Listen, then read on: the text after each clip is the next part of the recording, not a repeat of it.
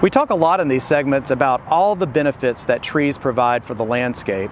One of the most important and obvious of those is shade.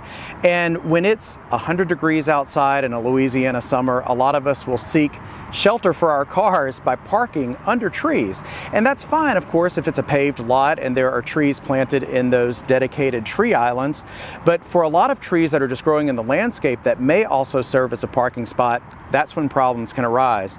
So repeated parking and driving over tree roots, even large trees, mature trees such as this one, can cause a lot of damage, and a lot of that damage is actually very hard to reverse. So one of the most obvious problems is these large roots that rise above the soil, these big structural or buttress roots.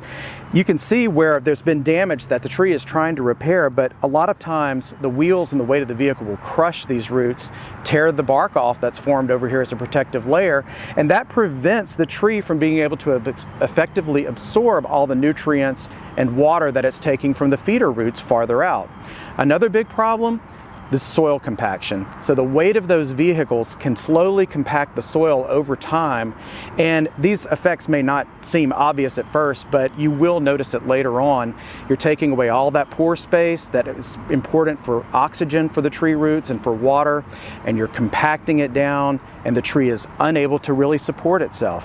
So all of these can lead to an early decline of a tree that is otherwise healthy. For Get It Growing, I'm Jason Stagg with the LSU AgCenter.